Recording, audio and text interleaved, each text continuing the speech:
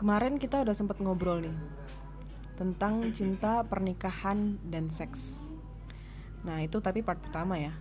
Jadi sekarang kita mau lanjutin lagi nih yang part keduanya. Kalau membahas soal cinta, emang itu nggak ada ujungnya. Kayak muter-muter di situ ya. Ya namanya juga perasaan. Nggak ada poin absolutnya gitu. Kalau menurut kita. Ini soal feeling ya.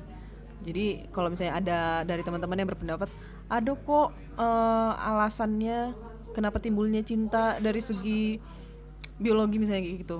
Oh ini kita nggak ngomongin soal itu gitu. Kita ngomonginnya cinta yang berasal dari perasaan dua orang gitu. Nah sekarang kita mau lanjutin nih pernikahan dan seks. Pernah nggak sih denger siapapun lah itu, entah teman atau kerabat manapun lah, yang bilang kalau dia tuh sebenarnya nggak cinta sama istrinya, yang padahal dia udah punya 2 anak gitu. Nah kalau menurut kamu Nilin gimana Nilin kasus kayak gini? Ya, ini mungkin udah sempat kita singgung di pembahasan awal ya, atau di part awal kemarin. Jadi menurut aku sih itu hanya sekedar kewajiban dalam satu rumah tangga itu aja, biar mereka melakukan itu terus punya anak, ya biar nggak dijadiin omongan orang doang kalau mereka nikah itu kayak nggak punya anak. Kan banyak kan orang yang kalau misalkan udah nikah terus ditanya kapan nih punya anak, kapan nih punya anak. Jadi ya itu hanyalah kewajiban bagi satu pasangan untuk melakukan suatu hubungan yang menghasilkan keturunan gitu. Walaupun mereka nggak cinta, tapi mereka harus melakukan itu demi nama baik mereka sendiri, agar ya itu balik lagi nggak jadi omongan orang. Itu jadi kayak pemenuhan peran gitu ya. Ya udah perannya suami itu kayak gini, perannya istri tuh kayak gini gitu dalam rumah tangga. Gitu maksudmu?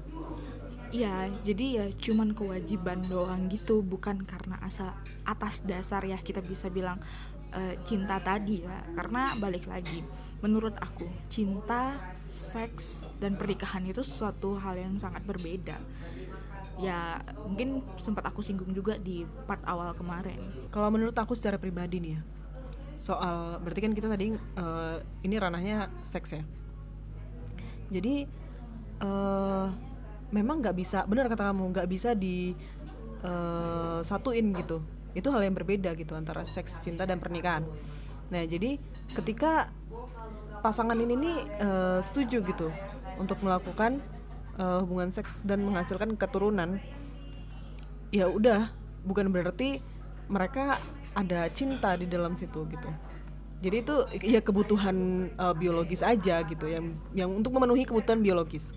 Tapi yang perlu kita sama-sama ketahui nih, apakah hubungan seks ini tadi dalam pemaksaan atau enggak? Jadi yang perlu kita pahami bahwa di dalam pernikahan itu juga nggak boleh adanya pemaksaan untuk berhubungan seks gitu. Walaupun katanya itu adalah sebuah kewajiban untuk memenuhi kebutuhan biologis gitu.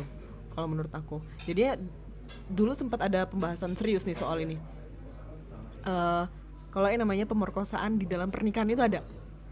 Nah, jadi bagi aku, ya I agree with that gitu. Ada. Tapi ada orang-orang yang percaya bahwa itu nggak ada gitu. Kalau yang namanya kamu sudah siap menikah, bahwa kamu siap untuk melayani kebutuhan, memenuhi kebutuhan biologis tersebut dalam kondisi apapun gitu loh, bahkan tanpa cinta pun gitu. Tapi kan menurut aku nih, konteks dari pemerkosaan sendiri adalah sesuatu yang dipaksakan.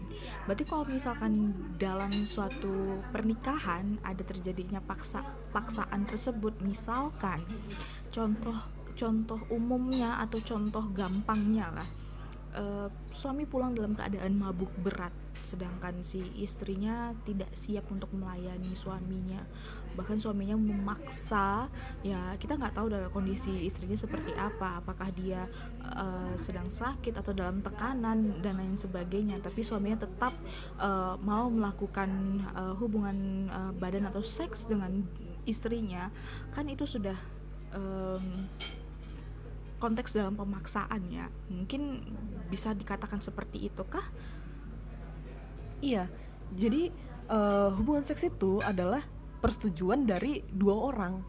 Nah, ketika yang salah satunya tidak bersedia untuk melakukan itu, baik secara verbal ataupun non verbal gitu. Misalnya dia sebenarnya udah bilang tapi salah satu pihaknya nggak setuju, atau dengan ekspresinya kah, atau dengan gerakan tubuhnya kah, sign dari tubuhnya kayak gitu, dia sudah menyatakan bahwa dia tidak bersedia, maka itu adalah pemaksaan gitu. Jadi yang perlu dipahami adalah ya ini tadi, bahwa di dalam pernikahan pun hubungan seks tidak bisa dipaksakan gitu. Ada saat-saatnya kebutuhan biologis tuh perlu dikontrol juga gitu, menurut aku ya. Nah, itu sih yang membedakan membedakan manusia sama hewan menurut aku. Nah, aku pernah tuh ngelihat kucing kawin. Jadi si jantannya itu ngegigit leher si betinanya di bawah gitu kan. Jadi pas aku liatin gitu, oh ini ya ngebedain antara manusia dan hewan gitu. Kenapa manusia diberikan akal? Supaya mereka bisa berpikir secara logis dan ya berkomunikasi dengan baik gitu loh. Itu sih yang ngebedain gitu. Jadi itu kenapa nggak boleh adanya pemaksaan, karena kalau adanya pemaksaan ya lu sama aja sama kucing gitu loh, ya nggak sih? Ya bener sih, lebih tepatnya ke memanusiakanlah manusia. Seperti itu, karena ya balik lagi ya, kadang rupanya adalah manusia tapi jiwa, pikiran dan lainnya adalah binatang. Ya bener. Jadi jangan menjadikan alasan bahwa itu adalah kebutuhan biologis sehingga kamu bisa memaksakan hal itu gitu loh. Ini sebenarnya kita bisa terapkan juga sih di luar pernikahan gitu, karena memang ada pasangan yang ya memilih untuk tidak menikah, tapi ya mereka sudah memutuskan untuk tinggal bersama, dan kewajiban-kewajiban dalam pernikahan itu juga mereka jalanin. ya ada sih yang kayak gitu, yang berkomitmen seperti itu ada gitu. Atau misalnya ya hubungan apapun lah itu yang mereka udah sama-sama sepakat kayak gitu kan untuk melakukan hubungan seks misalnya kayak gitu. Nah, tapi sebelum pemenuhan kebutuhan biologis tadi, ya itu tadi yang perlu dipikir matang-matang, bahwa manusia itu harusnya tuh begini loh, ada komunikasinya gitu. Jadi perlunya komunikasi itu biar adanya persetujuan antara kedua belah pihak gitu, nggak yang salah satu doang. Ya kamu, itu kewajiban kamu loh ngelayanin aku, kewajiban kamu loh memenuhi kebutuhan aku gitu. That's not like that gitu loh, bagi aku ya, menurut aku gitu.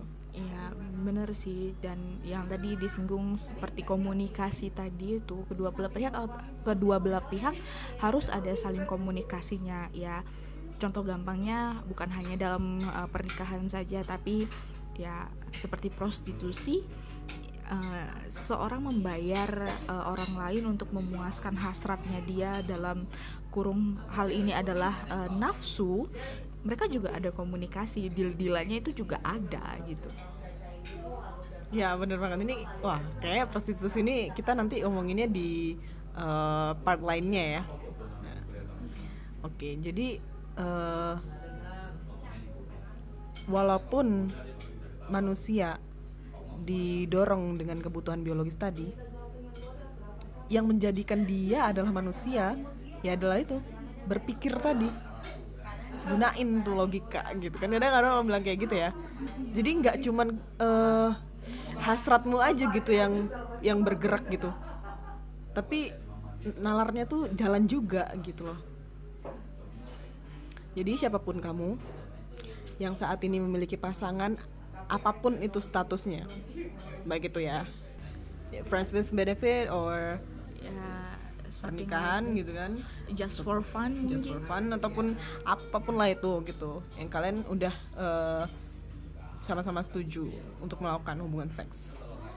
Belajar untuk sama-sama paham bahwa tidak hanya pemenuhan hasrat doang gitu, tapi ada pengertian banyak lah gitu, aspek-aspek lainnya gitu kan. Mungkin gini, beda halnya dengan seperti ini. Kalau kamu memaksakan, tapi kamu bisa mencari celah atau membuat pasangan yang kamu paksa itu menjadi nyaman, itu beda lagi halnya. Ya seperti katakanlah dalam rumah tangga atau dalam pacaran atau dalam yang lainnya, kamu memaksakan pasangan kamu untuk melakukan hal itu, tapi kamu bisa mengenakan dia juga.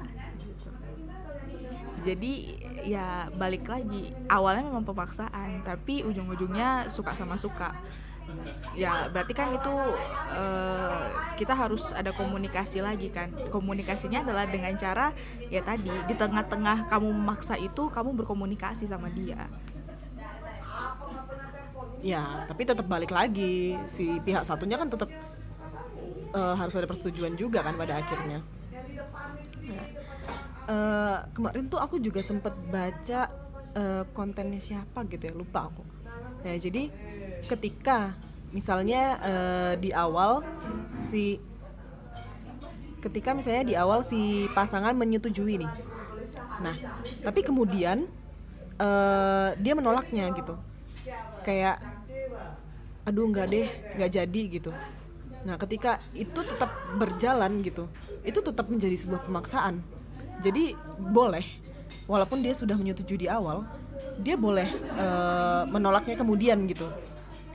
Itu haknya gitu sih.